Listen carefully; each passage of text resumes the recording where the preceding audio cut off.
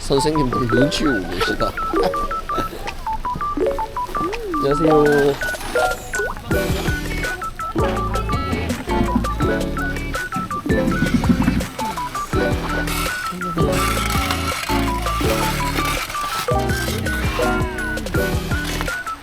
안녕하세요. 안녕하세요. 안녕하세요. 딸밥 아빠입니다. 우리가 애들을 키우면서 이 애를 뭐 그냥 집에서만 데리고 있을 것만 아니면은 우리 애들을 교육을 시켜줄 수 있는 기관, 뭐 돌봐줄 수 있는 기관에 애들을 보내게 되는데요. 보통은 애들이 많이 어릴 적에 뭐 2돌, 3돌 이럴 적에는 보통 집에서 가정보육을 많이 하죠. 저희도 서연이가 태어나고 아내가 다니던 직장을 그만뒀어요. 학교 선생님이었거든요. 직장을 그만두고 아내가 집에서 이제 가정보육을 하게 됐는데요.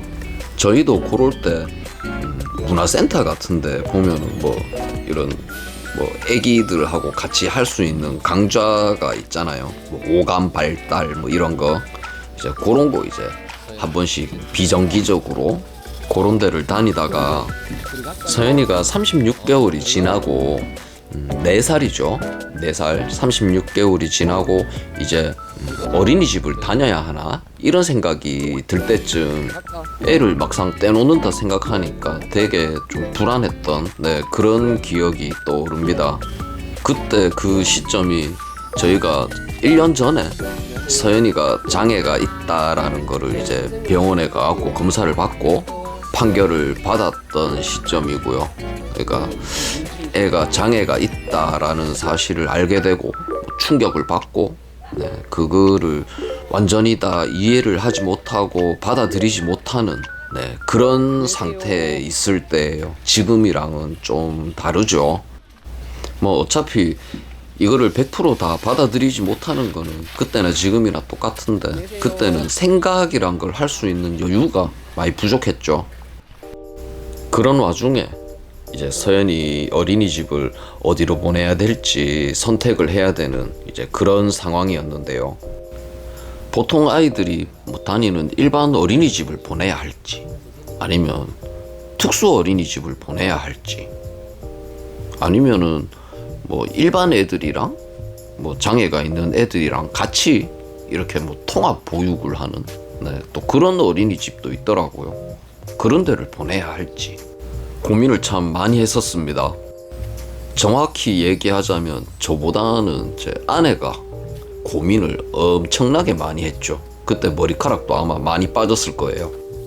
아내가 가장 많이 고민을 했던 부분이 애를 갖다가 특수 어린이집으로 보냈을 적에 특수 어린이집에는 전부 이제 장애가 있는 애들만 모여 있으니까 애한테 일반 보통 자기 또래 애들이랑 같이 어울릴 수 있는 기회라고 할까요? 이거를 그냥 빼앗게 되는 거는 아닐까? 이제 그거를 걱정을 많이 하더라고요. 아내는 그 이유 때문에 이제 일반 어린이집이랑 특수 어린이집 사이에서 이제 되게 힘든 고민을 하고 있었고요. 반면에 저는 나는 이제 그런 걸 크게 중요하게 생각하지 않는다. 더 중요한 거는 전문성이다. 이제 우리 애한테 맞는 선생님들이 그 맞는 커리큘럼을 가지고 애를 교육시키고 보육할 수 있는 이제 그런 전문성이 더 중요하다. 이제 저는 그런 입장이었어요.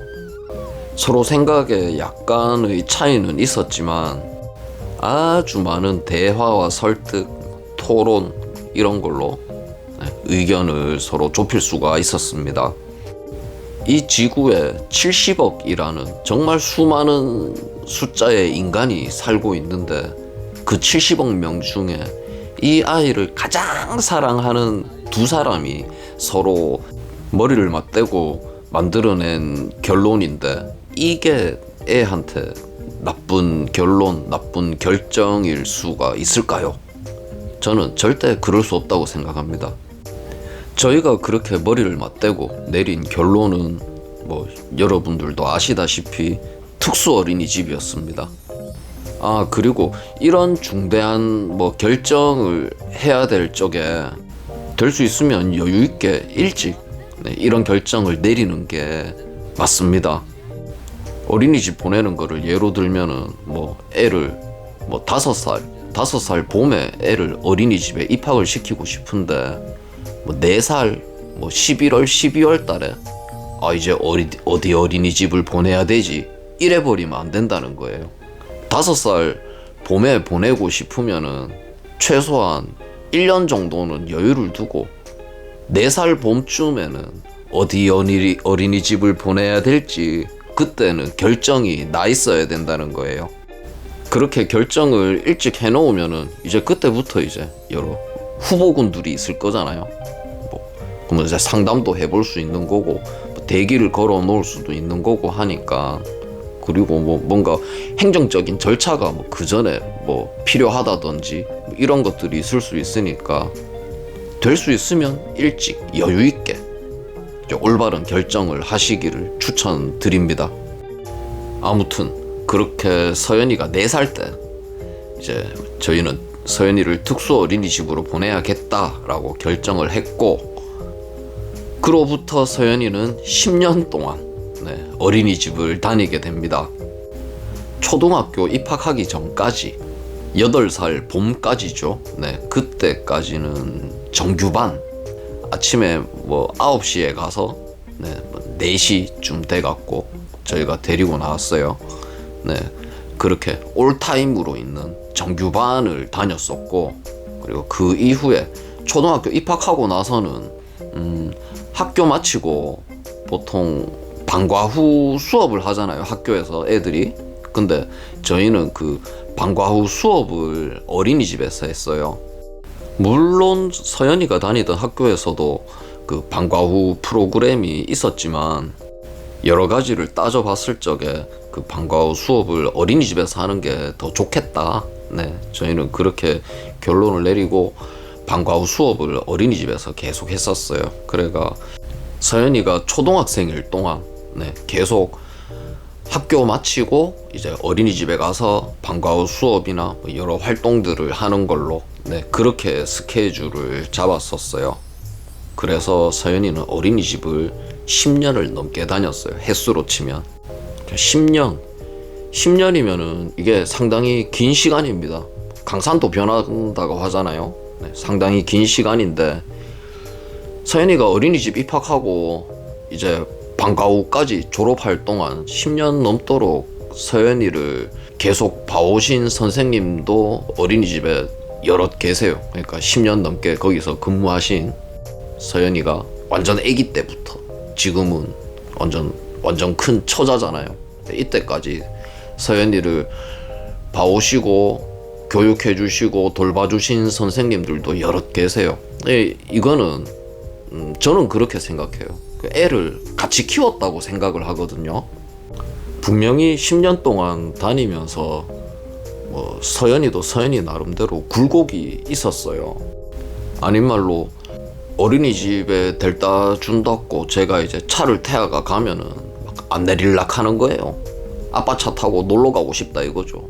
그런 적도 있었고 그런데 일단 기본적으로 애가 평상시에는 이제 뭐 그런 특수한 가끔 있는 그런 특수한 경우를 제외하고는 서연이가 일단 어린이집에 등원할 때는 정말 기분 좋게 어린이집 간다고 좋아요. 좋아 새글새글 웃으면서 좋아요, 기분이.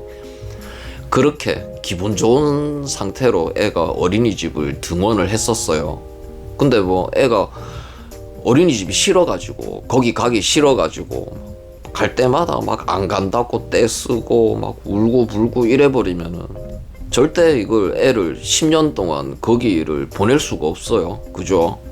일단 10년 동안 서연이가 어린이집을 다닐 수 있었다는 사실 하나만으로도 저희가 10년 전에 했던 그 선택, 일반 어린이집을 보내야 할지 특수 어린이집을 보내야 할지 고민했던 그 선택은 나쁘지 않은 선택이었다. 저는 그렇게 생각을 합니다. 아픈 애라 해가지고 이 아이를 내 품 안에서만 끼고 살 수는 없습니다. 이게 어디든 때가 되면 밖으로 내보내야 돼요. 애가 태어나서 이제 제일 처음으로 집 이외에 이제 정식으로 어딘가 소속이 되고 정기적으로 다니게 되는 곳이 어린이집인데, 어린이집에도 뭐 일반 어린이집, 특수 어린이집, 그리고 이제 통합 보육 어린이집, 이렇게 여러 어린이집이 있는데 저희 같은 경우에는 특수 어린이집을 선택을 했습니다. 그 선택을 하면서 뭐 여러 많은 고민들도 있었지만 저희 부부가 서로 많은 대화와 토론을 통해서 좋은 결과를 이끌어냈다고 생각을 해요. 그리고 결론적으로 서연이는 그 어린이집을 10년 동안 다닐 수 있었다. 올해 14살 된 애가 10년 동안 어린이집을 다닌 거라면 이거는 애를 거의 같이 키운 거나 다름이 없다. 그만큼 아픈 아이를 둔 부모님들에게는 정말 큰 힘이 될 수 있고 크게 의지가 되는 그런 곳이니까 모쪼록 신중하게 잘 선택을 해야 된다. 제가 오늘 한 얘기는 이렇게 대충 요약을 할 수 있을 것 같습니다. 저희도 서연이가 4살 때, 요때는 정말 정신이 없고 힘들고 괴로웠던 그런 시간이었어요. 혹시나 예전에 저희와 비슷한 어려움에 처해 계신 분이 이 영상을 보고 계신다면 아주 약간이나마의 도움이라도 될 수 있다면 저는 그걸로 만족을 합니다. 아시다시피 저는 제 채널에 유료화 신청을 하지 않았어요. 그리고 저는 광고도 하지 않고요.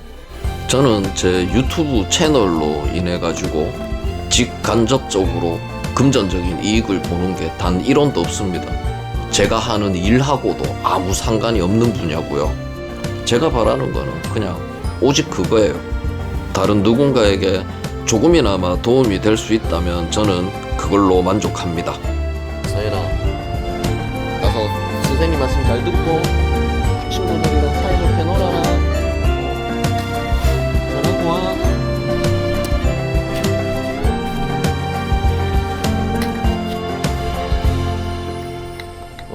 한 번 누르면 돼. 한 번.